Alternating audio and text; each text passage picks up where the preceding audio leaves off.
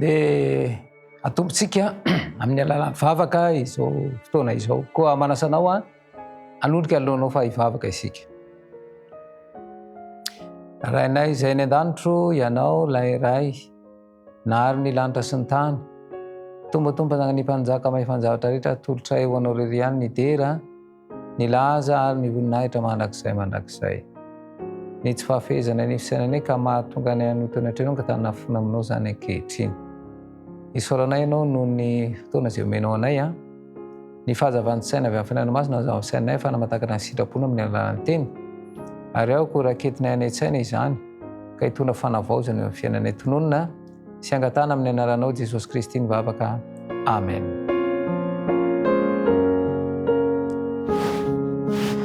Ny salamo fahatelo amby roapolo ny andininy faharoa indray no hojerentsika amin'ity fotoana ity. Dia izao ny vakiny teny. Mampandry ahy amin'ny ahi-maitso izy mitondra ahy eo amoron'ny rano fialan-tsasatra. Eto zany dia miresaka mivantana ny soratra masina ny amin'ny famelombelomana izay omena. Ny ahi-maitso rehefa mijery ianao dia mitondra fitoniana ary tena mahafinaritra mihitsy raha vao mijery zava-maitso mitomandavana. Rehefa ao anatin'ny fahatezerana dia mandeha anange mijery an'ireny zavatra maitso ireny fa hitanao fa tony ianao. Ka eto zany ilay teny hoe mampandry ahy ao amin'ny ahi-maitso izy dia mitarika anao ho any amin'ny fitoniana ny hevitra izay. Satria ity tontolo misy antsika ity ao anatina rotoroto, ao anatina toe-javatra izay manery ny saina ary tsy ho tony ary eo indrindra no miteraka ny olana. Tsy ilay toe-javatra no tena mitambezatra fa ilay zavatra mitambezatra ao an-tsaina, ilay fieritreretana ny toe-javatra satria mandinika ny vokatra mantsy tahaka an'izany zao mpangalatra dia matahotra ny ho any am-ponja. Ka izao tsy ilay izy langalatra matahotra fa ny vokatra izay fankalaran'izay. Dia ohatr'izay ihany koa no hoe ilay anton-javatra hitranga, ilay vokatra ny zavatra natao hitranga, iny ilay eritreretana saintsaina dia iny ilay mahavezatra ary tsy zaka. Dia iny mahatonga ny olona tsy ho tony. Ary eo indrindra samy mpanota ny olona rehetra tsisy marina na dia iray ary. Fa miteny Kristy manao hoe tsy ho avy antsony marina fa mpanota mba hibebaka. Ny fahatongavana ao amin'ny fibebahana io zany tena zava-dehibe. Ary asan'ny fanahy masina io. Ka rehefa miteny ny Jaona 1:9 ary raha tonga izy dia ampiaiko izao toy izao ny fahotana. Izany hoe ny asan'ny fanahy masina zany izay anoina ny fon'ny olona dia hanokatra ny sainy mihitsy ary hahatonga azy ahatsapa hoe nanota. Dia eo indrindra mantsy ny tena miteraka ny olana dia ny tsy fahatsapana fa nanota.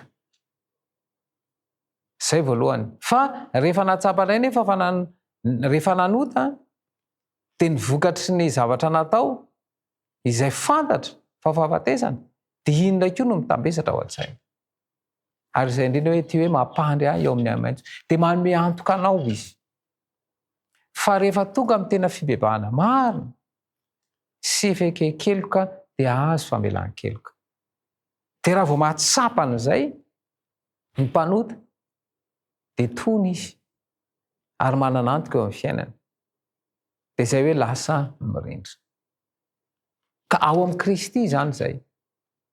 Fantan'ny kristianina rehetra. Ny Jaona 2:4 fa toy izao ny tiavan'Andriamanitra izao tontolo izao. Nomeny ny zanalahy tokana mba tsy ho very izay rehetra mino azy fa hanana fiainana mandrakizay. Lay sorona izay nataon'ny Kristy zany dia anafaka ny olona eo amin'ny keja ny ota sy ny fahotana. Ka mila mampitodika ny fijery any amin'ny Kristy. Ka ilay amaintso izay omeny dia izao anome antoka anao fa azo famelan-keloko ianao rehefa tonga amin'ny tena fibebahana marina izany.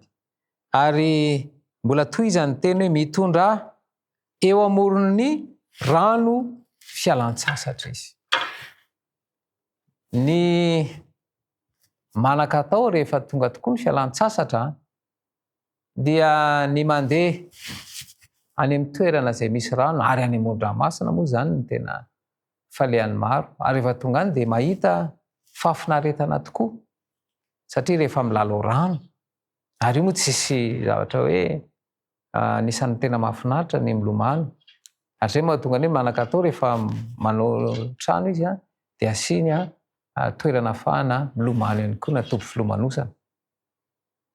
Ka eto zany ilay teny izay resahana hoe mitondra eo amoron'ny rano fialan-tsasatra izy dia tena io mihitsy Kristy mihitsy no anome fialan-tsasatra tanteraka.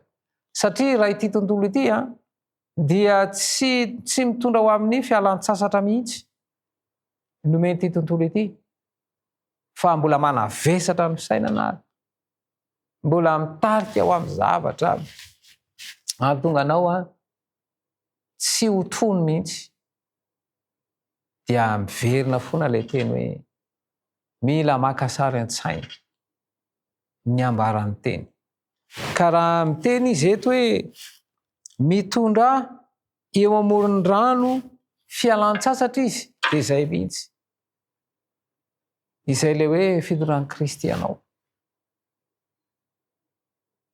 ao anatin'izay fialan-tsasatra izay. Dia izao anefa izao no ko fantatra ny manana zo afaka hiala sasatra dia ny miasa mafy. Ary io moa na famadika ity tontolo ity tsisy tena miasa mafy intsony anie izao e. Dia hitady iny hitady fialan-tsasatra ary io ilay fandrika. Fa ny olona izay tena miasa mafy no miala sasatra. Fa ity tontolo ity zany lasa mitady hoe fialan-tsasatra fahafinaretana ilay tadiavina. Ary izay moa ny ambaran'ny soratra hoe tia ny fahafinaretana mihoatra noho ny fitiavan'Andriamanitra. Ary ino mampatonga ny olona tsy ho tony satria lasa fahafinaretana ilay tadiavina. Ary fahafinaretana hoe manimby ary tsy avy amin'ny Jesosy izay. Fa ny olona zany izay mitady tena fialan-tsasatra dia misy asa mafy ary tena tenena hoe asa mafy. Fa ity tontolo ity mamitaka ny olona dia tsy miasa mafy ary fa te hiala sasatra ary izay amin'ny alalan'ny fitaka. Fa ny olona miasa mafy ihany ary rehefa miasa mafy dia misy vokany izay dia azo izay ilaina. Ka eto zany ilay resahana eto dia hoe ilay ady hatrehany eo amin'ny fanenjehana atao amin'ny mpanjakan'izao famaizina izao. Ny olona mantsy ilay filana ao anatiny no miteraka ny olana. Ary rehefa tsy tanteraka na tsy azo ilay zavatra ilaina dia iny no mihevitra ny olona tena mijaly olo tsy mahazo ilaina. Tsy izay ilay izy. Fitaka atao amin'ity tontolo ity izay. Fa eto zany dia hoe ireo olona mahatsapa ilay fahoriana vokatry ny fahotana natao ary mila an'izany. Mifangaro mantsy io.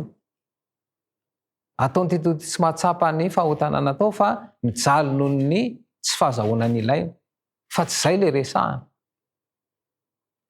Fa fijaliana ny fahatsapana fanan'io ary mila vahaolana ary manome vahaolana Jesosy ary hoentiny eo amoron'ny rano fialan-tsasatra mihitsy izy. Ndao ange ho jerentsika ny voalazan'ny Apokalipsy toko 7:7-10.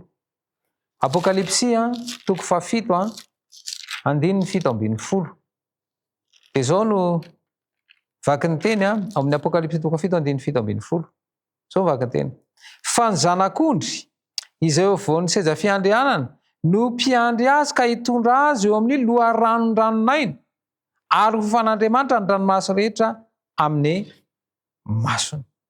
io indrindra zany lay fahoriana sy lay fijaliana izay atreny eto amin'izao fiainana izao, dia lay mpiandry ondry anampy anao, anome anao lay fiadanam-po. Io mantsy mifangaro ny hoe fiadanana sy ny hoe fitediavam-pahafinaretana. Ny olona mantsy rehefa tanteraka ny fahafinareta dia milaza hoe sambatra na miadana tsy izay. Ny fiadanana dia Kristy irery ihany no afaka manome azy ary, zay mahatonga azy miteny hoe fiadanana no avelako ny tsy tahaka ny fanomen'izao tontolo izao. Ka le fiadanana io zany dia ao anatin'ilay toe-javatra faran'izay tsy zaka mihitsy, ao no mamomeny Jesosy le fiadanam-po. Ary zay io fiadanana resahana io. Araka nambara ombenimeny hoe tsy emory ty fiainany teny. Miara mahitsika fa misarotra ary mbola hiditra anatina krizy. Fa Kristy kosa nefa eo anilanao mandrakariva. Anome anao ny fiadanana izy. Dia le fiadanam-po le resahana eto. Ary rehefa manana io fiadanam-po io, dia amin'izay fotoana izay ahony tena. Fa ity tontolo ity mantsy mitarika ny olona tsy ahony tena. Ary zay no mampatonga ny olona mijaly saina. Satria te azo an'izao rehetra izao, kanefa tsy azo an'izany mihitsy. Ary zay le fitaka ataony dia lasa tsy manana fitoniana, ary rehefa tsy tony dia mandray fanapa-kevitra anaiky ny tolotra izay omeny ity tontolo ity. Ary zay tolotra omeny ny tontolo izay dia tsy hitarika azy noviana ho any amin'ny tena fiadanana, fa vao mainka ary ampiditra azy amina toe-javatra ahafahany ity tontolo ity mifeny fisainana. Ary zay indrindra no mahatonga ny Isaia 5:20. Isaia 5:20 dia zao no vaky ny teny ao amin'ny Isaia 5:20 dia zao no vaky ny teny: ho foanany tsisy mandrakizay ny fahafatesana. Jehovah Tompo hamafa ny ranomaso amin'ny tavany rehetra, sady hanafa tondro-maso ny olona eny amin'ny tany rehetra, fa Jehovah no efa niteny. Zany teny zany tena anampy be lehibe. Rehefa ao anatin'ny fijaliana sy ny fahoriana dia mitomany. Ary raisan-tsaina hoe io fa mamafa ny ranomaso. Ny olombelona mety hamafa ny ranomaso fa ivelambelany fotsiny, fa rehefa Kristy no mamafa dia tena fiadanana tanteraka aminy. Ary izay indrindra hoe ao amin'ny Kristy no vahaolana, ao amin'ny Kristy no anampy mba hahatonga hatsapan'izay fiadanana izay. Ary izany fiadanana izany dia tononao aminao izay manaraka izao fandarana. Dia ho farana mivavaka ny fotoana. Misaotra Jesosy satria mbola omena teny indray izay mamelombelona ny fanahinay. Ampy izay mba hiainana izany, hakasarany sainana izany, ka azo famelombelomana ny fanahinay, ka na ino toe-javatra izay miseho eo amin'ny fiainanay dia hatsapa fiadanana miaraka aminao izay tononona sy angatahana amin'ny anaranao Jesosy Kristy mivavaka. Amen.